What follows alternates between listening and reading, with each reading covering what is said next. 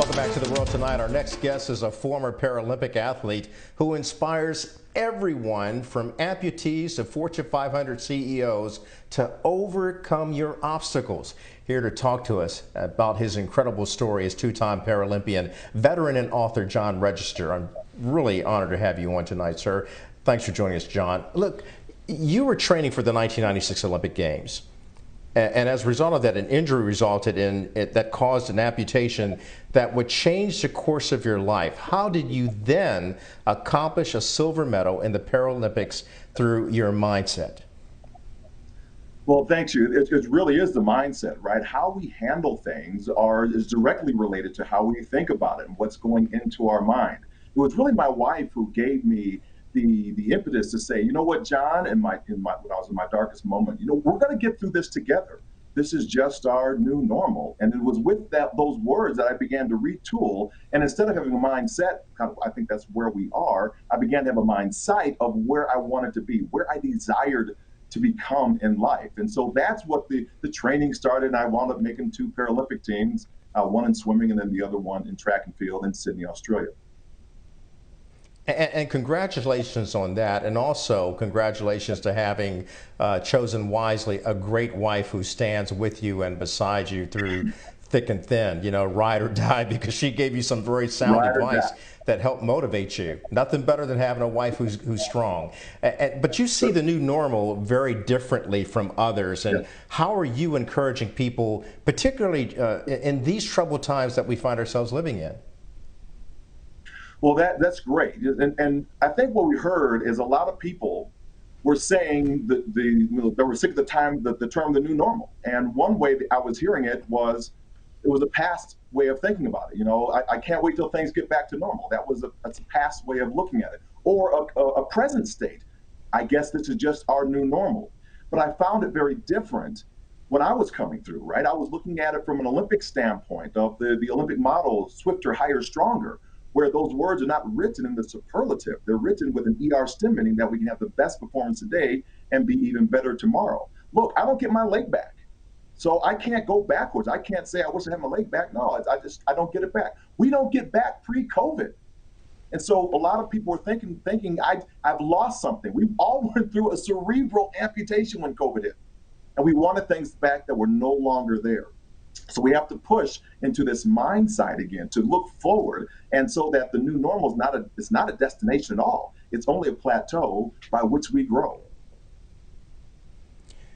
John, your quote is, "When our truth outweighs our fear, we will commit to a courageous life." That sounds like a man who digs down deep into a well and a reservoir of faith, hope, and love to face anything. Is that what it's really all about with you? It really is. When I look at my life, I want to say at the end of my life, I want to hear my God say, "Well done, my good and faithful servant." So how do I do that? I live it through seek first the kingdom of God and his righteousness, and all things shall be added to you. So how do I do that? I ensure that every day I'm going to show up in such capacity that I'm going to live on that side of truth. A lot of people where it kind of really came from when I saw on COVID or the murder of George Floyd and Ahmaud Arbery, Breonna Taylor, the list goes on and on and on. People weren't able to articulate a truth. They started saying what other people were saying, what other people believing for them, what they could or could not do, which was based on what they believed they could or could not do if they were in somebody else's situation. Or society. How did society show up, right? And it was when I looked at the movie Peter Pan, I'm seeing Captain Hook. He's an amputee. He got his arm cut off by TikTok, the crocodile. So now I look at myself and saying, oh my gosh, am I dark and mysterious like Captain Hook? No, I have to look at myself with a different lens and have my truth outweigh my fear. When I do that, I can commit and start this kind of rebirth is what I call it. If I don't, I'm not living a life of regret. I'm living in a life of justification, justifying to myself and then to others the courage that I did not have to make the commitment to jump. That's good, man. That's good. Look, the veteran community, the combat veterans who have gone through so many consequences as a result of being involved in war.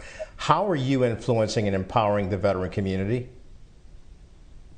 Well, what I first started doing was I built out the Paralympic military sport program. The Paralympics in the United States are housed in the Olympics and the Paralympic Committee. So when I started working there, I was at the bedside of many of our service members who, 20 years ago were starting this war in Afghanistan and Iraq. And we saw like a Melissa Stockwell, who just, was fifth place this year. In Rio, she won bronze medal on the stand. She's the first woman injured in the Iraq war as an amputee. And so those individuals, that program turned into the Warrior Games, that runs by the Department of Defense now. It turned into Prince Harry's Invictus Games. And so we're seeing this global movement forward. And it's really interesting that each one of our lives can impact another life if we just have the courage to walk in the life that was been given to us. And so here you are using your platform to elevate diversity and disability, and to let people know that what appears to be impossible to man is possible with the kind of faith that you have in God. Absolutely. And also, as it pertains to us, as pertains for people of color, we look at the disability community, and oftentimes we talk about diversity, equity, inclusion, and belonging. People with disabilities are not even in the conversation.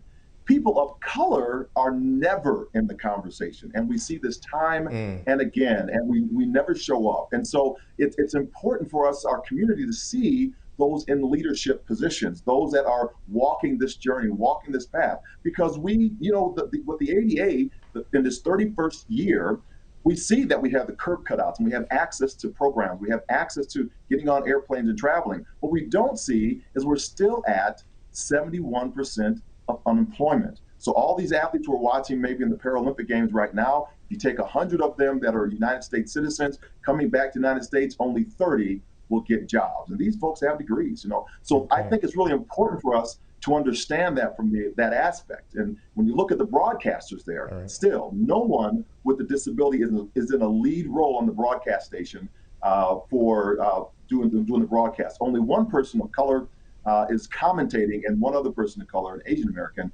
was brought into the studio. So we still have more work to do, even inside that microcosm, that carve-out right, for disability. John Register, man, I'd love to have you. You got to do me a favor. Come on back. You're always welcome here. Absolutely. We need a good dose of that good medicine you're putting out there. Thank you, brother, so much. God bless you for joining us tonight.